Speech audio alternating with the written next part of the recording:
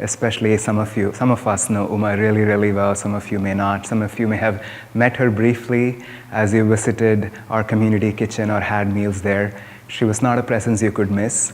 If you visited the community, she was always there, guiding, blessing, and being a mother to our kitchen for the last many, many years. I'm not sure how long she has been around Ananda and the community. I would think at least a couple of decades, or perhaps a little more or less. Chidambar is nodding his head, 20 years. I was thinking about how I can describe Uma to somebody who has not met her or who doesn't know her. It's not an easy thing because she's unique. She's one of a kind. She was a very free soul, very, very free-spirited, quirky, eccentric, but also warm, inviting, loving, healing.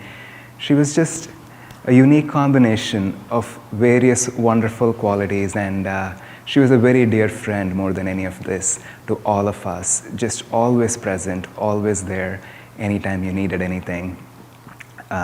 This last 10 months, she was diagnosed with cancer.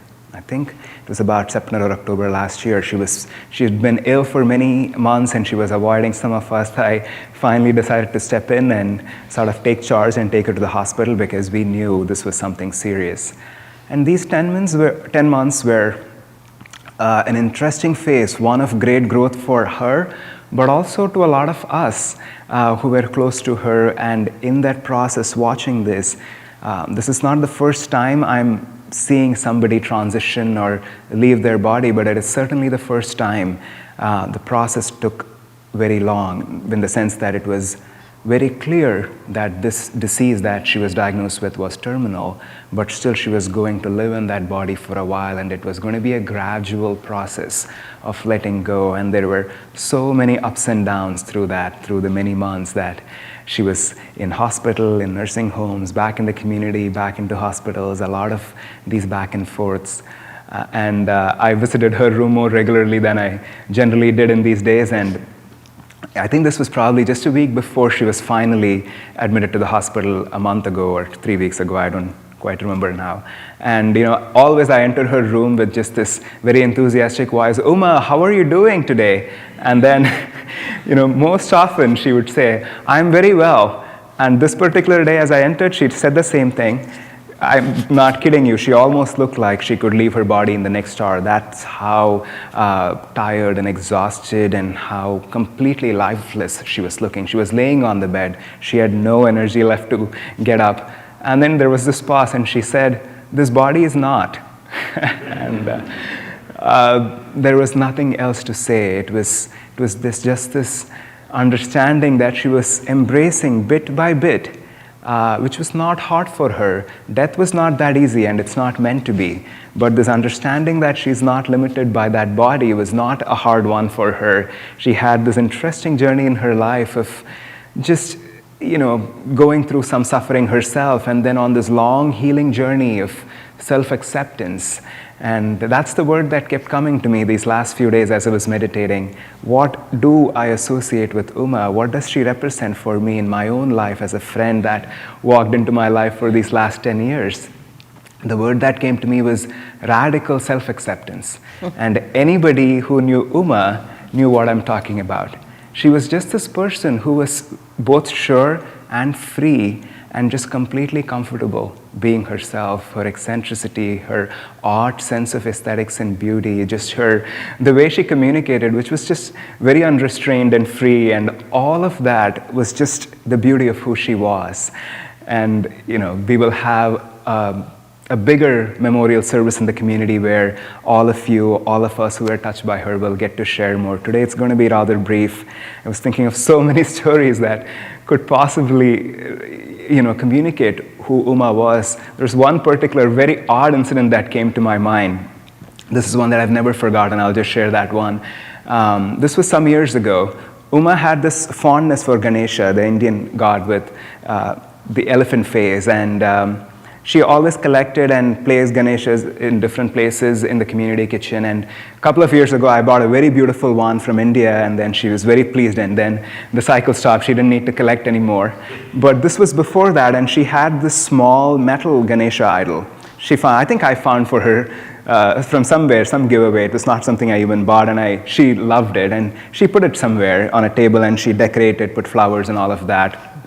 And then this went on for 2 days, and after that I come and see there is this porcelain elephant figurine that was thrice the size of the Ganesha, that was just this pastel blue in color, and it was right next to Ganesha. And I just went, what? Why is he there? This was all looking so good before this elephant came there. And I asked her, I approached her, do you think that belongs there? It just looks a little odd. I'm sure she picked it up from somewhere, the elephant. It's not something that was of any sentimental value. Somebody must have given her. And then she said, no, it needs to be there. And I just, again, kept persisting. I'm not so sure how it looks next to the Ganesha. You see, the Ganesha is so small, and he's also an elephant. And this elephant is clearly not a Ganesha, but also 3 times bigger. And she said, but he's alone. He needs a partner. And I said, okay. And then she went on. She's his girlfriend. Oh, I didn't know it was a she. And then I just played along, and I asked her, what's her name? And it was as if she had the whole thing in her head. It was not like she was thinking or making it up on the spot. Her name is Lily. But anyway, that's just this odd thing, this odd little story that stuck to my mind, because it was a lesson for me personally also, to be free as I could be in my heart and mind, to not be bound, to not be limited, to just be stuck to what I think is right, what I think is beautiful, what should this look like, what should this be. No, let's put a large porcelain elephant next to a Ganesha in this bright blue color and call it his girlfriend. And that was just who Uma was in this most beautiful way. And that self-acceptance also, what it made her was a healer, because she had worked on healing herself all her life. All her life. This was not the result of just somebody who was so free, and I don't quite know actually, but my sense is this was who she became through that journey that she took many, many years, through different things, through shamanism, mission quest, and this, and Indian saints, some pilgrimage to India, and then finally, 20 years ago, landing in Ananda and finding her home. This community was her home. That's all she knew. That's where she lived. She didn't have a car. She went to Trader Joe's by walk, and then she would walk, take long walks on Los Altos, and just her entire world was defined around us, and that was enough for her. And what this journey had made her was also somebody who could have that healing presence around others. And that's really all that she wanted to do. Again, a few weeks before her passing, we were having this conversation. Just one of those tricky conversations. Death was not something that was easy or for her to embrace or look into. I was asking her, what are some things that you would like to do? Is there anything you feel like it's really important for you to do at this time in your life? Is there something unfinished? And then she had to think quite a bit. And then she said, this and that, and then that's okay, I don't need to do that. And then she said, I wanted to, be a healer, I need to work on this, I need to work on that. I want to, once I'm over this disease, once if I can get my body back, if I can be normal again, then I would like to start doing this. I would like to meet people one-on-one to offer them healing and this and that. And then I listened very carefully, and then I said at the end of it, after again a long pause, but Uma, you can do all of this so much better when you're not in this body, because everything she said was actually not of the body. And then interestingly, she again took a pause and said, that's true. That's true, I can. And, I won't go for very long, and we will move on with the ceremony today, but even the last meeting I had with her, which lasted for a couple of hours in the hospice facility that she was in, at that point, she had become comfortable. She had relaxed into this idea of leaving the body. She said, I don't know why I don't like the word death. It just seems so abrupt and sad. I'm just going to call it a transition into something new, something more fun, something that is free. And I said, great, that's what it is. It is a transition, and we will celebrate your transition. And what Uma's life and her passing now, as I was thinking, it means to all of us is Just that, a life well lived. And a life well lived is not one where everything goes according to our plans. And that was the lesson that we all got to watch so closely these last months. Things did not. The cancer was not in her plan. And everything that came after that, the suffering, the intense difficulties that her physical body went through, none of it was in the plan. None of it was easy. But then it happens the way it is meant to, and it is still the most glorious and successful life that it is. Because she embraced all of it with a sense of positivity, and all that we saw was the hand of grace moving every little piece. Again, I won't go into all those details today, from her doctor who loved her so dearly and even regarded Uma as her spiritual teacher, from all the dear friends. Everything that happened from that point on was just this beautiful display of what life and death truly is. So friends, Shanti will now lead an astral ascension, and then we will have a chance. Devi's going to take. Oh, go ahead.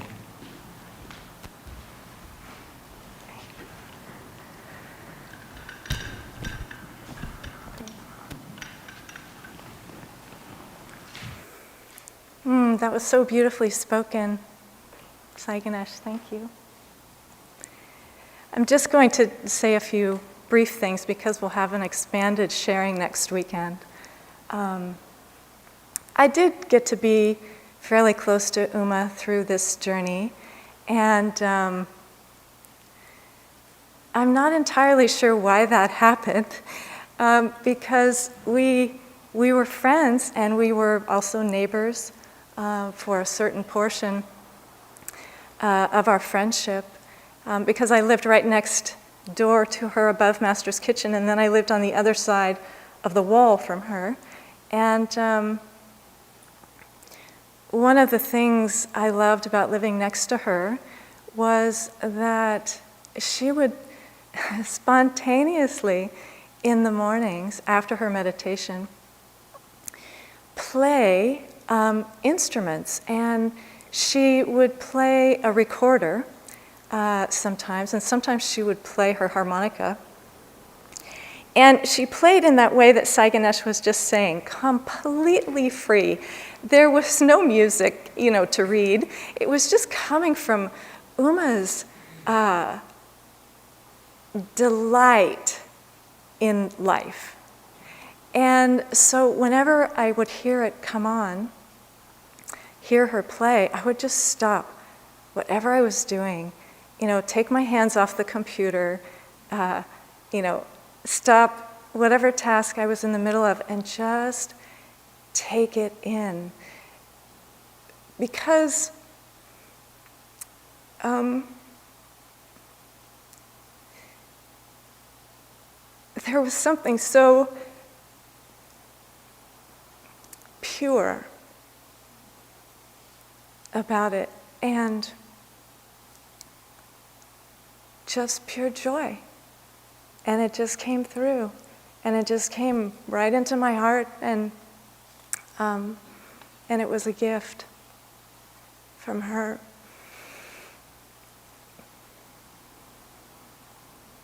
One of the things that probably struck me most about watching her from the very, first moment when Sai Ganesh just so beautifully got her to go to the hospital.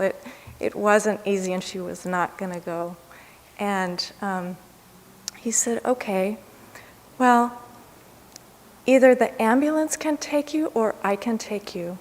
You have a choice. And she said, okay, you can take me. She had, starting this journey, she had some deep fears. And I think, perhaps, her soul chose this way so that she could walk through every fear that was lingering for her to do in this lifetime. And she did that and so much more. By the end of it, she was saying yes to chemo, yes to radiation, yes to doctor's appointments, yes to the, maybe not so much yes to the hospital. That got a little bit hard, but She did. With willingness, really, truly, she embraced every moment that was uncomfortable and not welcome.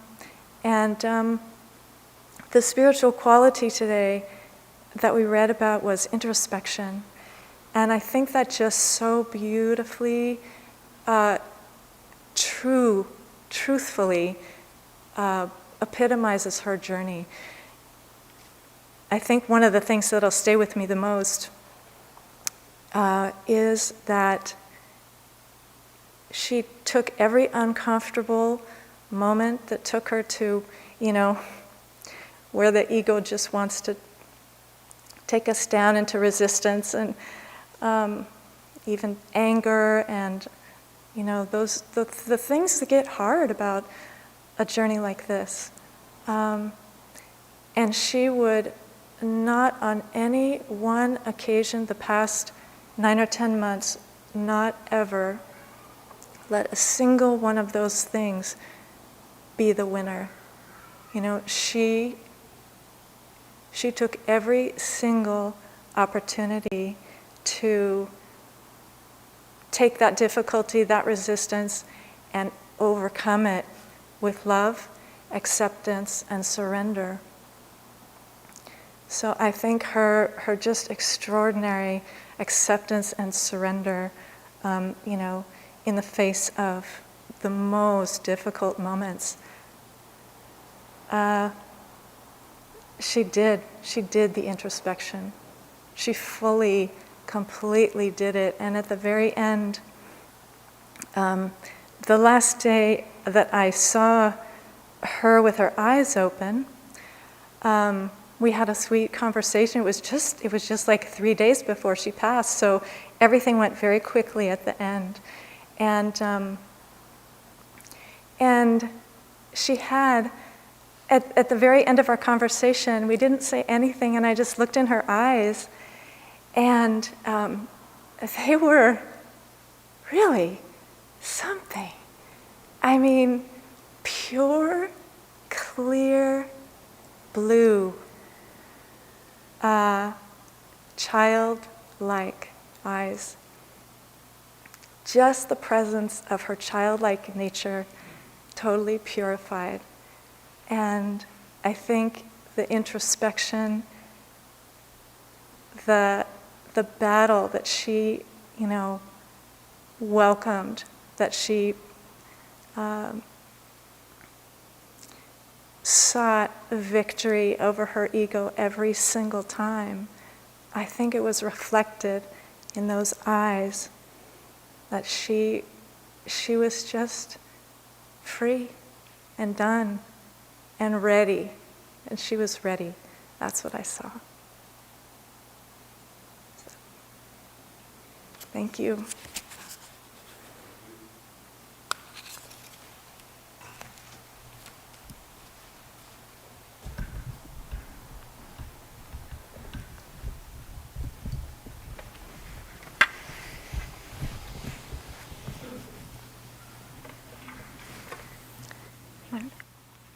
That was so beautifully said. And we all have our Uma Devi stories. The first was that I was never allowed to just call her Uma. I had to call her Uma Devi. I respected that.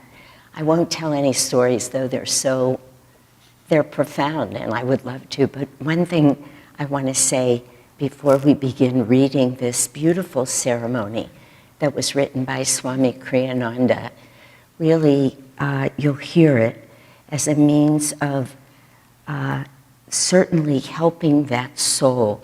We're really speaking to Uma Devi at her, to her soul reality, not the life and the struggle, although she did it beautifully, but not that reality. He wrote this to speak to the soul. It's an astral ascension, helping the soul ascend back into that place of energy and then pure consciousness. That's the goal of this path. It's also a great help to all of us to be able to offer this to her.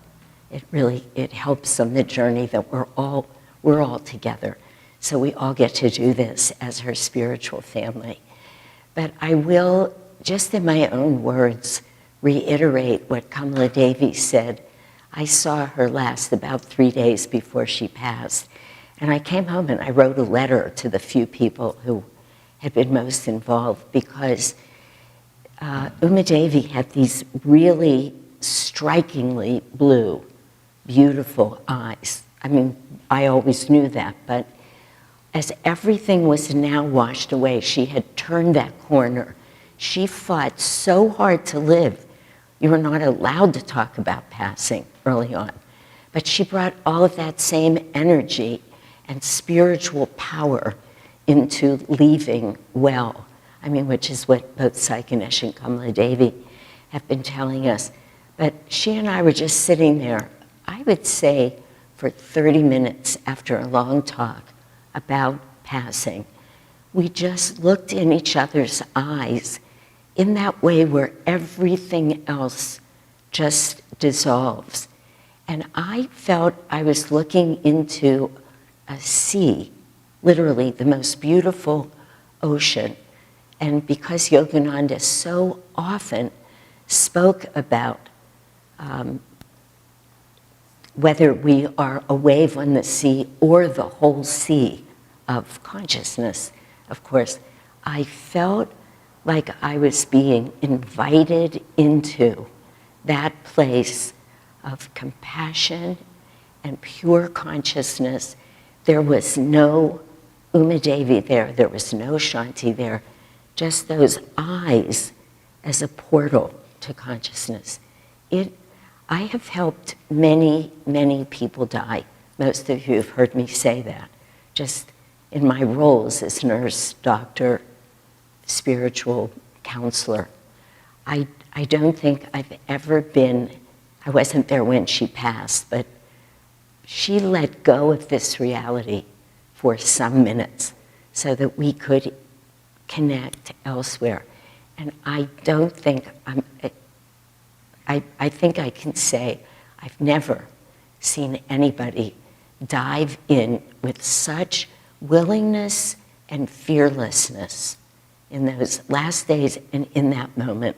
So as we listen to the words of this just beautiful ceremony that Swamiji's written, let's hold this in truth as a celebration of her soul, having gone somewhere. Swamiji will write about it, but with nothing but, I'll just say it this way, nothing but joy and celebration of her soul's freedom. She knew that, and we can bring all of our energy into just being with her in that. So, dear friend Uma Devi, you who have gone before us have entered a realm which our souls remember, a place of freedom, light, and laughter. Take with you on your journey our blessings and our love. We shall miss you. Our desire is not to hold you back, but only to tell you, friend, we are yours. Our love and support are ever yours, and our prayers for your highest happiness. We shall meet again. Once more we shall laugh together, rejoice together, and share in the joy of seeking Him. Claim your soul's freedom. Bless all who ever harmed you or ever wished you harm. Give them your love and your prayer for their freedom in God. Friend, cast from your heart all outward attachments. Realize that earthly goals, however shining, are but dreams. God is the only reality.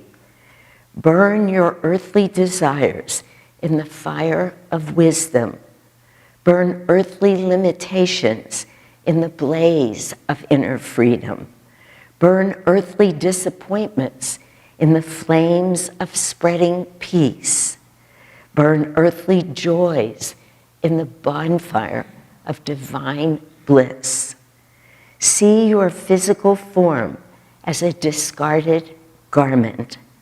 Clothed you now are in garments of radiant light. O free soul, see your past actions as scenes in a vast unfolding tapestry. Feast not your gaze wistfully on episodes already finished, but look ahead. New adventures await you, fresh, joyous victories as you advance toward perfect freedom. And what of us, friend, who love you and would be remembered by you? Behold us as threads of light in the tapestry of your life threads, which through the magnet of soul friendship will appear ever and again, woven with increasing beauty as our hearts expand together in God's love. Divine Mother, receive this thy child, purify her in thy perfect light and love. Grant her eternal freedom in thee. Om. Amen. Invite everyone to come up who would like to. We have rose petals up here, and we have some images of Uma. And I was thinking that, you know, what Uma would love to do, and maybe she is doing, with every person who comes up, I think she would want to take your hands and dance with you a little. Truly, you know, she really would. She would do this, and she would spin you around.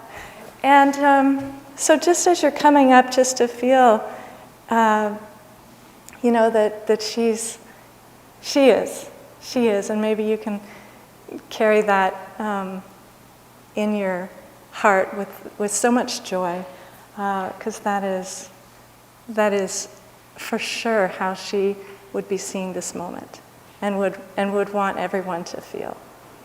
Okay.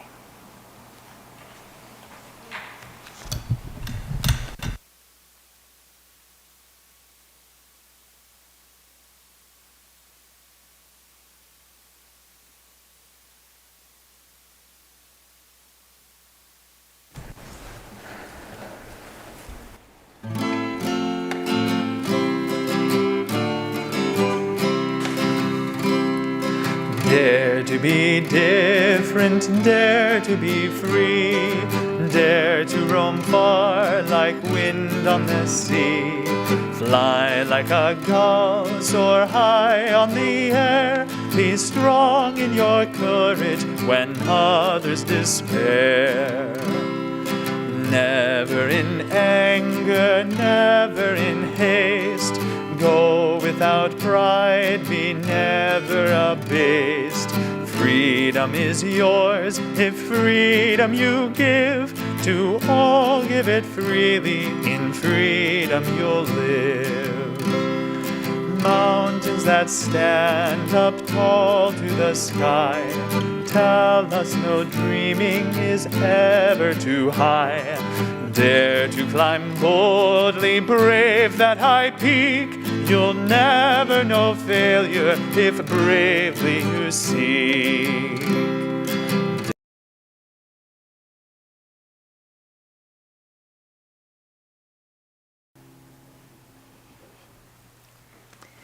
Let's end with a prayer.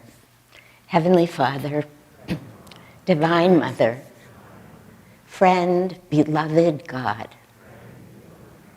Jesus Christ, Babaji Krishna, Lahiri Mahashaya, Swami Sri Yukteswar, Paramahansa Yoganandaji, saints of all religions, friend and guide, Swami Kriyananda, we humbly bow before you all Divine Mother, great masters, thank you for bringing us together in community, in spirit, and in your love. May thy love shine forever on the sanctuary of our devotion, and may we be able to awaken thy love in all hearts. Om, peace. Amen.